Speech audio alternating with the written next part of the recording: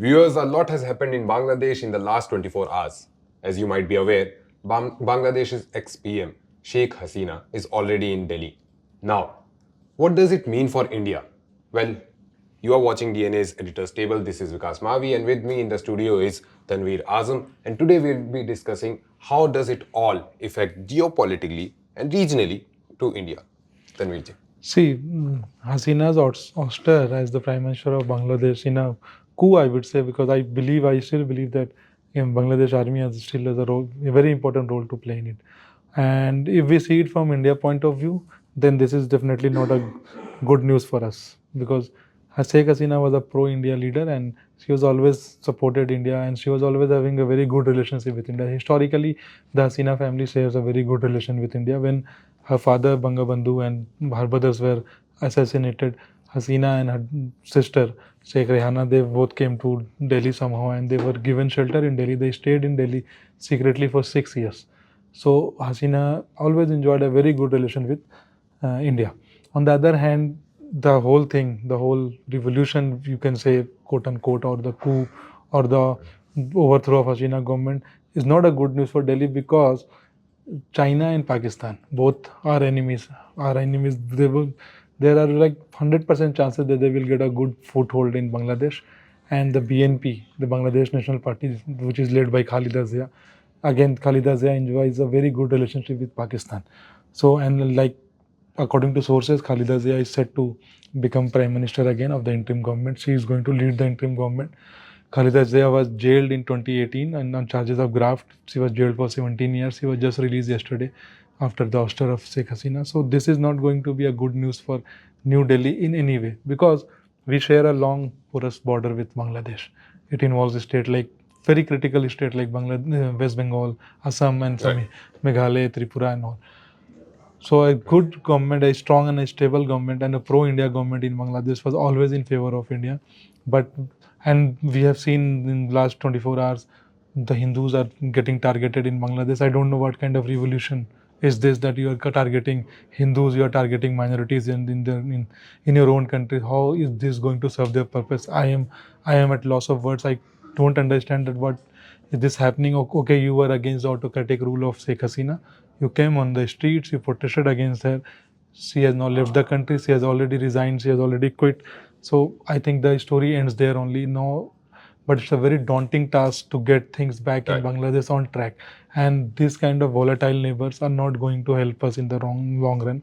It's time for us to take some steps. It's time for Indian government to get in touch with their Bangladeshi, who the power may be in there. Because I believe that there are five important people who are involved in the whole overthrow of Hasina government. One is of course the Bangladesh Army Chief Waqaruzzama.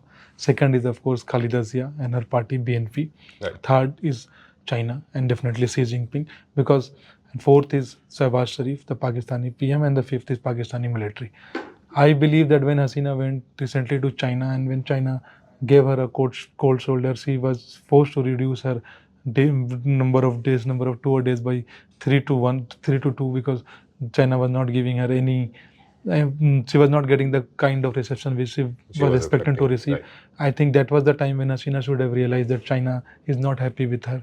China always wanted to have a stronghold in Bangladesh because they wanted to have a control in Bangladesh so that they can keep a control on India also on the bordering area. As we know the string of pearl theory we saw in Sri Lanka, Hambantota. Yes, and when Hasina refused to take Chinese help in that Tista reservoir and saying the deal with India and we all know that even Prime Minister Modi and Sheikh Hasina, they enjoy very good rapport. He was here during the inauguration of PM Modi also. So this has not done well with China also. Pakistan was always there. They were always there looking for the ouster of. But what could be the next steps for India for the while? Because Sheikh Hasina is set to seek asylum here. But there are also reports that she might go to London too. I think she will go to UK because that will be a better option for us also. See, we can't keep our enemies on every side of our border. Pakistan is our enemy. China is already our enemy. Bangladesh was not our enemy because Hasina was ruling there for the last 15 years. So that border was not that volatile, but now it is going to be completely volatile because this is a so-called student revolution which brought a change of regime in that place. But we have seen a lot of this kind of revolution in Arab, in Tunisia, in Egypt, in Libya and all, but they have not achieve their objective. So I don't see any reason why it will achieve, why Bangladesh will be peaceful in the next But were coming you months. expecting that it would be a straight and out coup by the army rather than forming an interim government? I think, see, Bangladesh has a history of military coups, okay? And this is not the first time, and I'm pretty sure this is definitely not the last time. Army has a role to play in this because the kind of mismanagement we just saw from the army, there was no army men and the people were moving everywhere. They came, they in fact ransacked the official residence of PM Hasina. So I think That too army was with able. sticks and stones, you know. Yeah, because I think army was in complete collusion with Bangladesh National Party and the opposition parties and all. See, Hasina also has a role to play in it because this is not something which has happened just out of nowhere. But my point is that's a different story. That's a complete different discussion, and we have discussed about that also. So my point is, what is India going to achieve out of all of this, and how should India react? I think India should try and get in touch with the powers, the people who are in power in Bangladesh, and we must trade very carefully. This is a real tough time for us. I think a lot of diplomatic. Something of this sort, what you are suggesting, we saw in the time of Taliban. When Taliban came to power in Afghanistan, India had its back channel communications. And, Yeah. You know, it is still maintaining. It is I still, think I yeah. think still with the new power setup in Bangladesh, we will definitely open a backdoor negotiation, backdoor diplomatic talks and all.